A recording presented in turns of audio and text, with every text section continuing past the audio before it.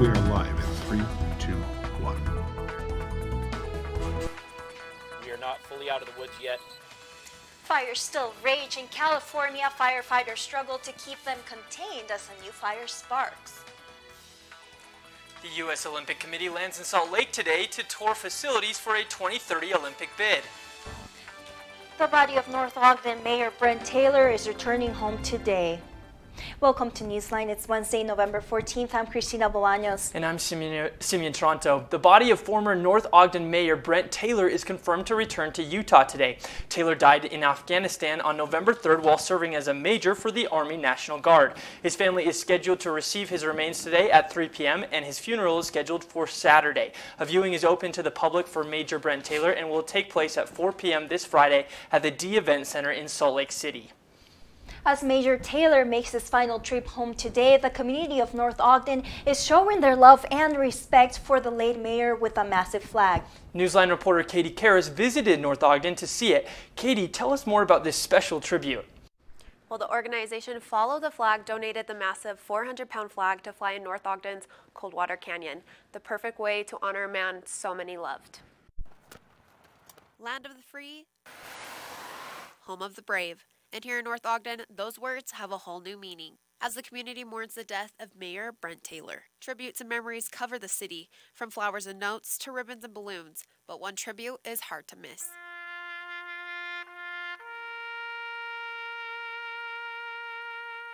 A massive 150-foot flag waving a final goodbye to a fallen soldier. It's really amazing. I mean, it's overwhelming to see all the help that was there.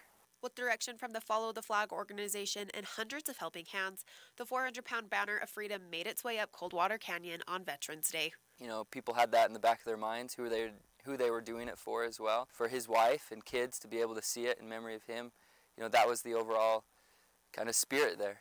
And as the sun begins to set over North Ogden, lead rigger Ryan Stallings sets out once again to see the flag he helped raise. Can you tell me what colors are on the flag?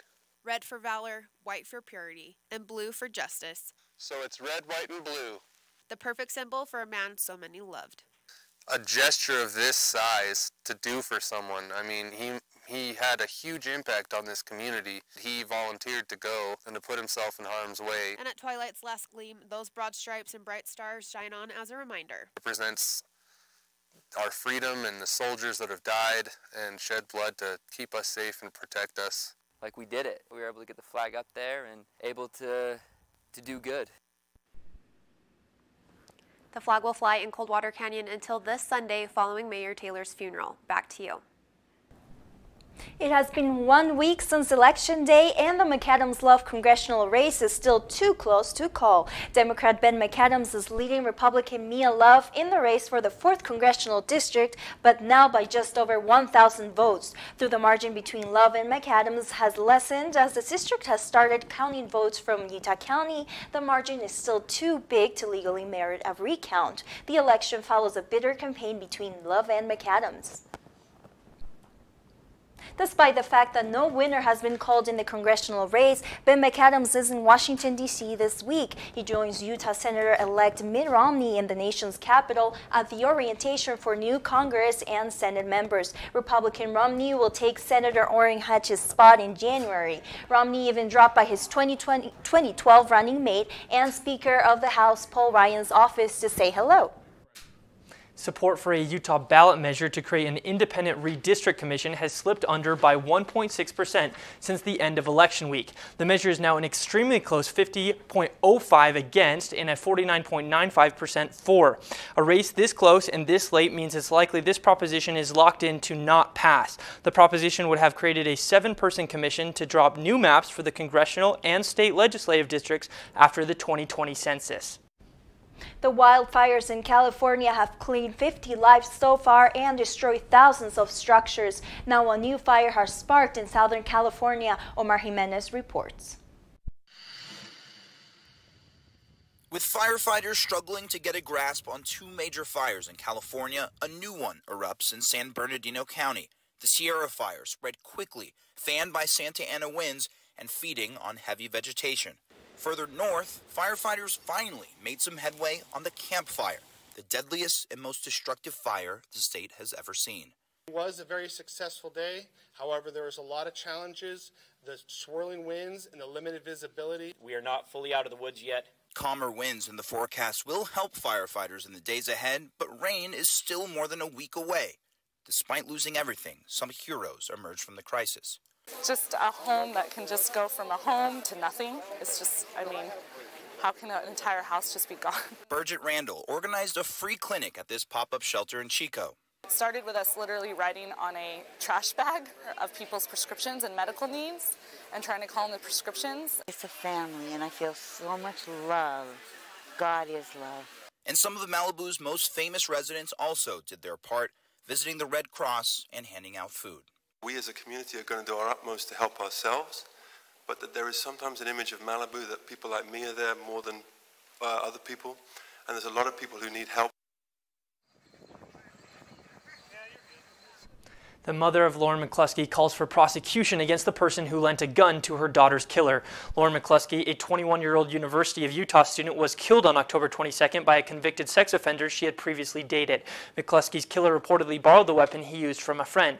McCluskey's mother, Jill, released a statement saying, "The person who lent Lauren's killer the gun needs to be prosecuted. It is a great responsibility to own a gun." The U.S. Olympic Committee will tour Salt Lake's Olympic facility today. The committee officials are still in the process of choosing an American city to bid for the 2030 Winter Games. They will tour Utah's Olympic Park, University of Utah's Rice-Eccles Stadium, and other important sites. Utah could be chosen one more time. However, Salt Lake City is not the only city they have in mind. Utah's capital is also competing against Denver. There is a unique group of businesswomen that band together to cheer each other on. Newsline reporter Michaela Hewardine attended the most recent meeting of the South Utah County chapter of Women in Business. Michaela, how did the event go? The event was incredible. We got to look at two businesses, Tabitha's Way and RK Creative Studios. Events are so fun. That's why I keep coming back. The ladies are so supportive of each other, and we really have a great time. The group, also known as WIBSCO, holds activities every other month that include visiting businesses, learning the ins and outs of their professions, and networking. As part of the event, the women came together and heard a presentation given by Wendy, the founder of Tabitha's Way. Tabitha's Way Local Food Pantry has 2 locations in Utah County, and we primarily serve the working class poor, families and individuals that are in our community that are just struggling to have enough food in their home. The women also toured RK Creative Studios, which was just voted the Spanish Fork Salem Area Chamber of Commerce's Business of the Month. The photo studio teaches photography and design. Of course, photography, and I do graphic design and help other people with their marketing. The owners of Tabitha's Way and RK Creative Studios are just a few of the women in the group that have taken the initiative to make their dreams a reality.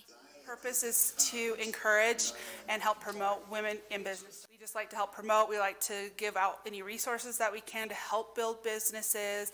We do a lot of business between each other. We're a great referral system to each other. Areas where we all seem to, where we can meet and connect, where we can share our experience and our knowledge that helps one another. And so that's what I love about women in business. If you'd like to participate in either the group or their businesses, go to Women in Business South Utah County on Facebook to learn more about both. Thanks, Michaela. This week is World Kindness Week. The Orem Senior Friendship Center had their 3rd annual Kindness Week kickoff. Newsline reporter Hayden Wallace was there. Hayden, how did this get started? It was actually started by a young girl looking to spread kindness. This is actually our 3rd year. I founded this when I was 14.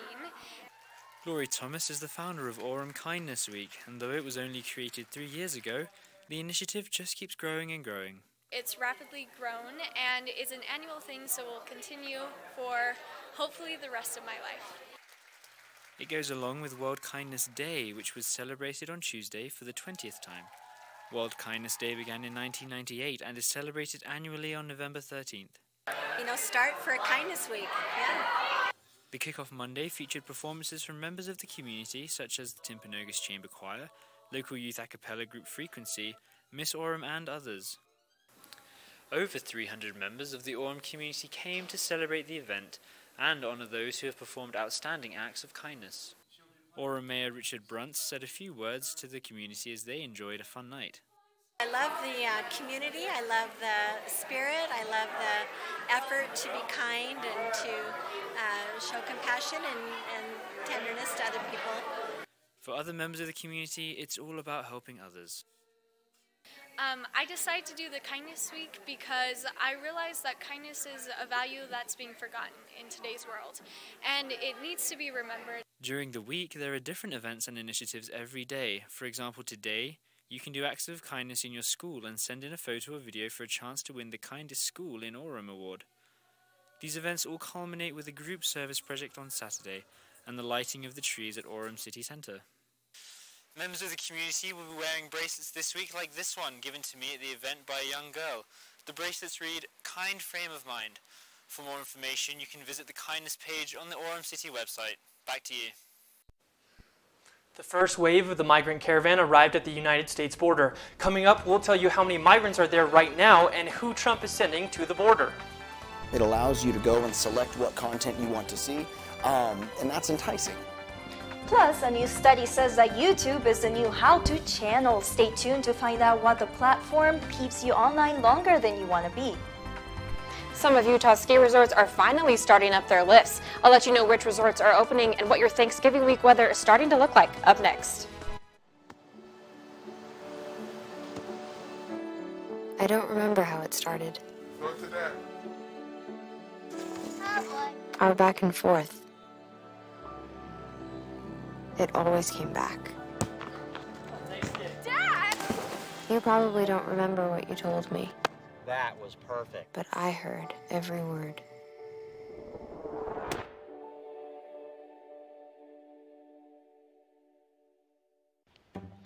What's Beethoven's favorite fruit? Banana. How does a tissue dance? Put a little boogie on it.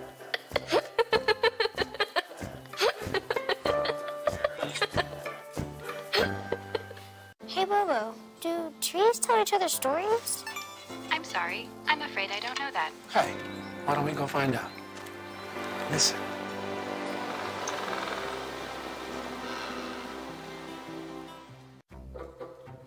They call me Maxie, but I prefer tripod.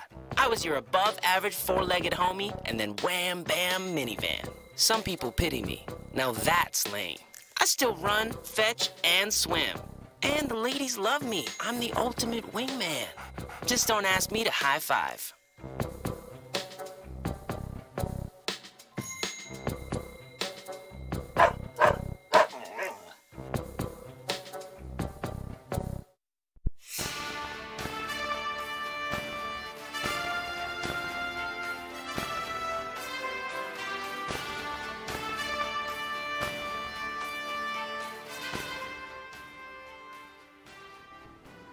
The first wave of Central American migrants from the group that formed last month have now reached the United States-Mexico border. About 100 migrant men, women, and children are now in Tijuana, where they wait at a shelter hoping to cross into the U.S. for a better future. Some of the migrants traveled more than 2,000 miles, but the Trump administration hasn't budged an inch, assigning 5,900 troops to the border region, according to one defense official. According to a new study by Pew Research Group, a variety of Americans are turning to the social media platform YouTube to fulfill their everyday needs. Reporter Sydney Storr explains why YouTube is so appealing and why the risk of using the site is worth it to them. 5 minus 2 is 3. The popular video sharing site holds a dear place in many users' hearts, homes, and even phones. YouTube adopters are drawn into its capability of helping them understand the world around them. The key with YouTube is that it gives you the opportunity to choose. It allows you to go and select what content you want to see, and that's enticing. And before we know it, 3 hours have passed. YouTube's multifaceted approach not only lures in adults, Oh, how did she do that? but it also attracts young children. We like to use YouTube for Penny because she loves to dance. And so we turn on music videos and she learns how to dance by copying what the people do. It's relaxing to them. It takes them away from their life. This escapism can breed more and more desire to watch these kind of things or to spend more time on social media. YouTube actually uses a unique algorithm that creates up next videos which appear alongside of the videos that you're watching. or a video will automatically appear right on your screen after your video is over. And about 81% of YouTube users have admitted to watching those videos. So if you're spending a lot of time in the virtual world, that's time outside of the real world. And that's going to impact how you view things in real life. Reporting in Mapleton for Newsline, I'm Sydney Storer. In the spirit of Thanksgiving, Brigham Young University's clubs are hosting a week where students can care more about society. Newsline reporter Carmen Codia has more. I am here at the Care Week night where BYU clubs are raising money for charities by putting up different activities for students. BYU USA clubs are hosting a week filled with love and service. All clubs get to choose its own charity to raise money for, such as the Red Cross and Make-A-Wish. I want them to feel a bit more connected with the outside world. I feel that BYU is often just its own little isolated bubble. We do our own thing, we live our own little lives, and it's great. I enjoy BYU, love it here. But we often fail to see the larger picture of what goes on outside of campus. And this is how we can reach outside of our own very often privileged sphere and give back and help those who don't quite have as much. Jacob Luddington, a member of the Fly Fishing Club, says Care Week is a great way to come together as students and do something good for society. The purpose of this is to raise money for a program called Project Healing Waters, which is a program that teaches wounded veterans how to fly fish for recreational therapy. As they come home, they have a lot of adjustments to make, and so it's a cool program. We love to fly fish, and we want to help other people learn how to fly fish. From devotionals to dance classes, each student will have the opportunity to learn something new for an important cause. The Convert Club hosted a fireside and decided the money would go to Hurricane Michael that took place earlier this year. Care Week to me means service, like where we're able to help people in need and kind of give back to the community as a university and as clubs and as students. Care Week has been a tradition at BYU for 14 years and takes place twice a year.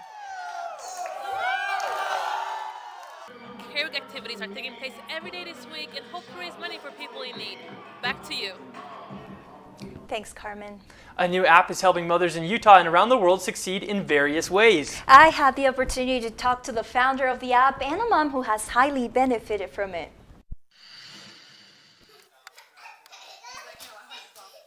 Jessica Wilkinson is a mother of two and a PhD student at BYU. She is one of the many college student mothers who struggle to find child care services while going to school.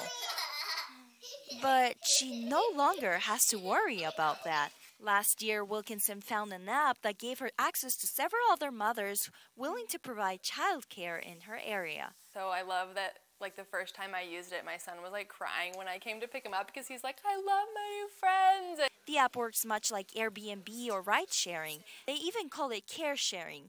Busy moms open the app on their phones or laptops and connect with other mothers near them who offer care. As easily as you can pull out your app and just tap, tap, tap to book an Uber, similarly you can book a Momni. What exactly inspired the creation of Momni? I heard about the tragic problem of care that so many women have in developing nations. Last year, Larson learned that 35 million children in the world are left alone at home while their parents work. She immediately felt the need to find a solution. Moms are the solution to this problem. Aside from connecting mothers in America, the Momni company helps mothers in other countries through an hour-for-hour philanthropy program. I love the foundation model of an hour is donated to a mom in need for every Momni that's booked here. Wilkinson is very grateful for Momni. It has not only given her childcare options for her kids, but she also feels that it has provided her and women around the world with more opportunities. I just was so passionate about helping those moms.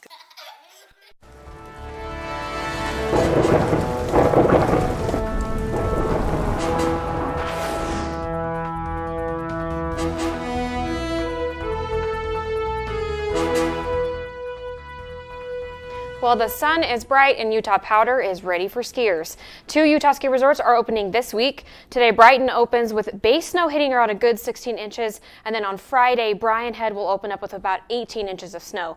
Most of the ski resorts will not be getting any new snow this week. We kind of missed a system that could have brought us snow. It's going to pass by us, though.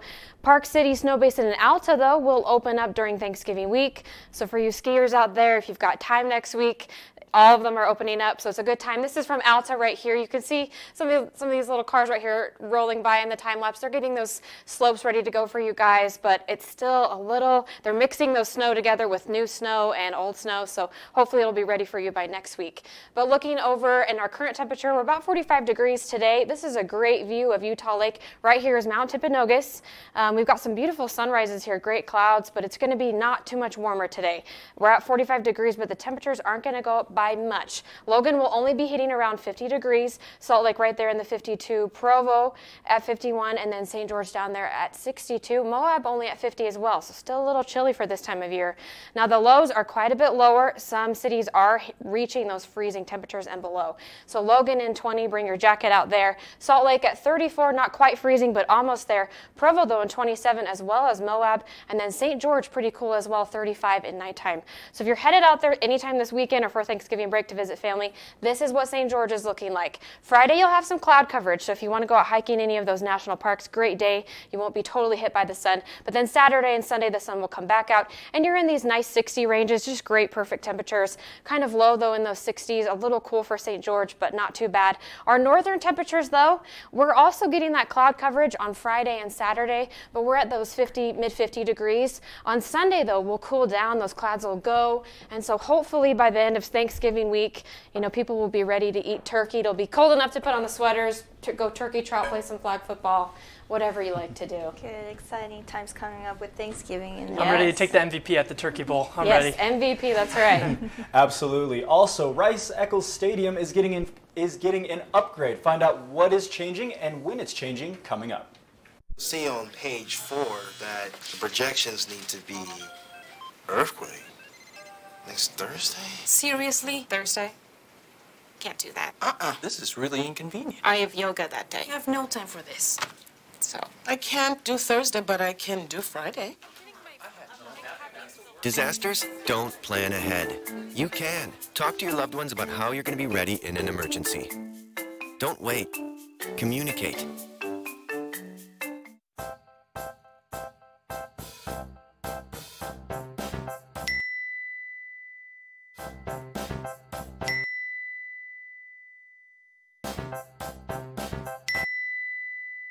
Planning the right amount of food is hard.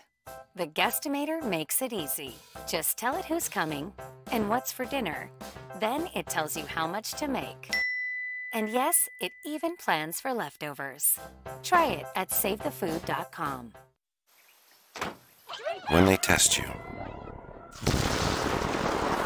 stand firm and move only when you hear the seatbelt click that says they're buckled in for the drive. Never give up till they buckle up.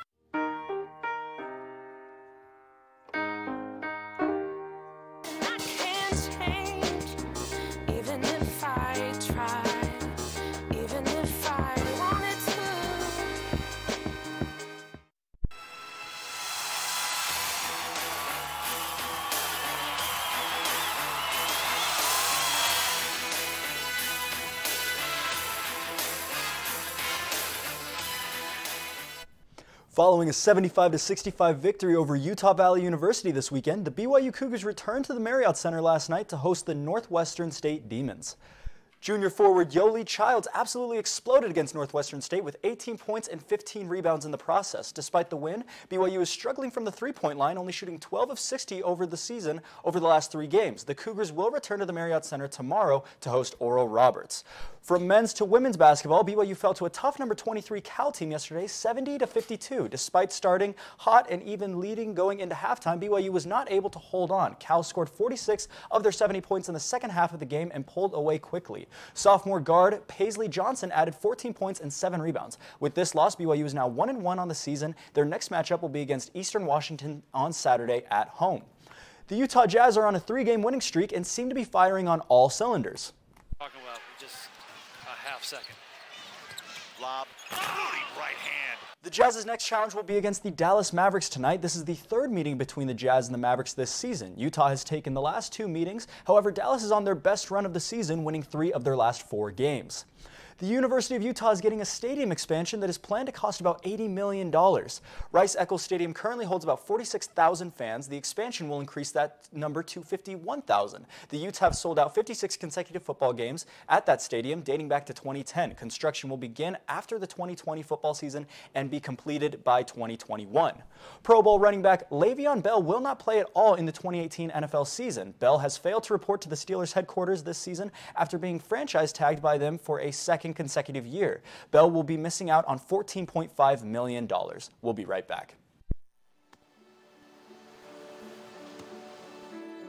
I don't remember how it started. Our back and forth. It always came back. Dad! You probably don't remember what you told me, That was perfect. but I heard every word.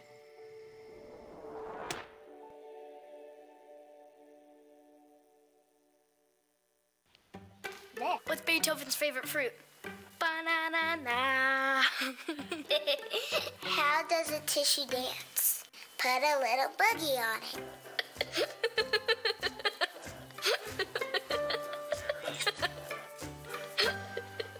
Hey, Bobo, do trees tell each other stories? I'm sorry. I'm afraid I don't know that. Hey, why don't we go find out? Listen.